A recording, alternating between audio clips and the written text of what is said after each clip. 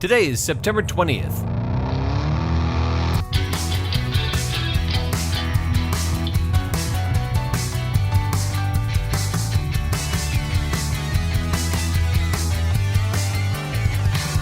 It's the 264th day of the year, and this is the On This Day podcast.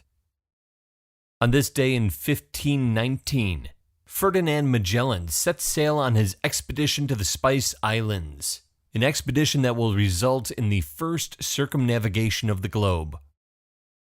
5 weeks earlier, Magellan and his fleet of 5 ships set sail from Seville for Sanlúcar de Barrameda, where they make last-minute preparations before departing Spain on this day. Ferdinand Magellan comes from a family of Portuguese noblemen.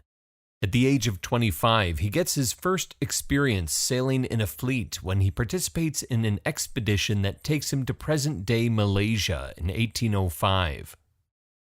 It's a 10-year adventure on which Magellan learns a whole mess of a lot about sailing and exploration.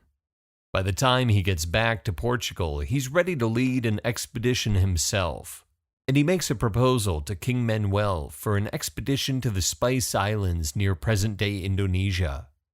There's already an established route to the Spice Islands around the southern tip of Africa and through the Indian Ocean.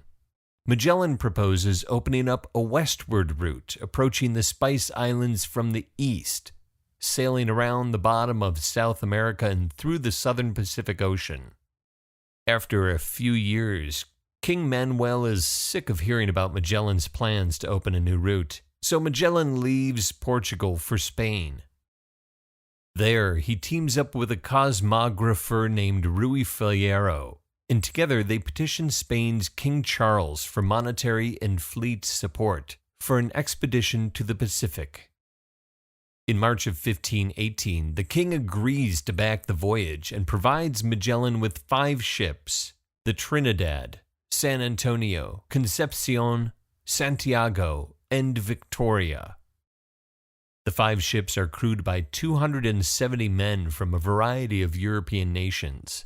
And on this day in 1519, Magellan and his crew set sail from Spain en route first for the east coast of South America.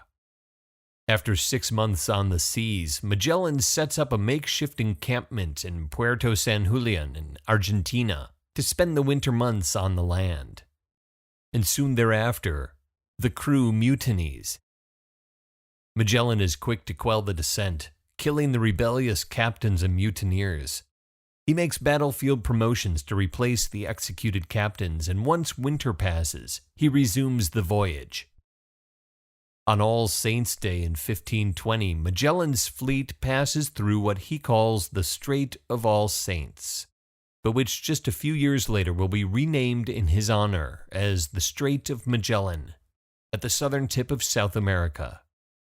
In 1521, the fleet reaches Guam, and then the Philippines, and that's when what has been a challenging voyage turns into a downright unpleasant trip.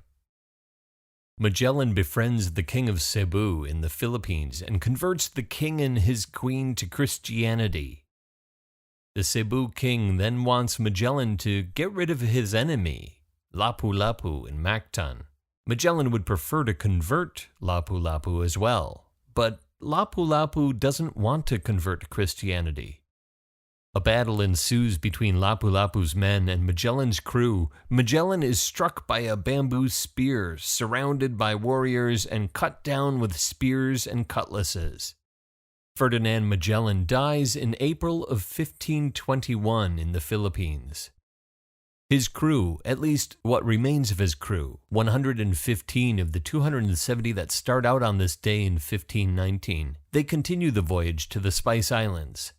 And from there, under the command of Juan Sebastián Elcano, they continue on west around the Cape of Good Hope at the bottom tip of Africa, up through the Atlantic, returning to Spain in 1522, completing the first circumnavigation of the world in the name of their expedition leader, the late Ferdinand Magellan, who embarks on this historic voyage on this day in 1519.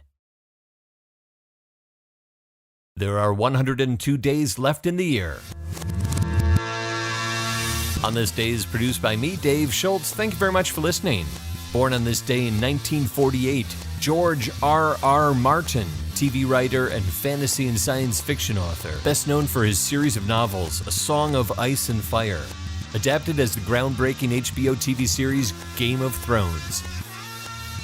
So if you're still listening, my money's on Arya. Talk to you tomorrow.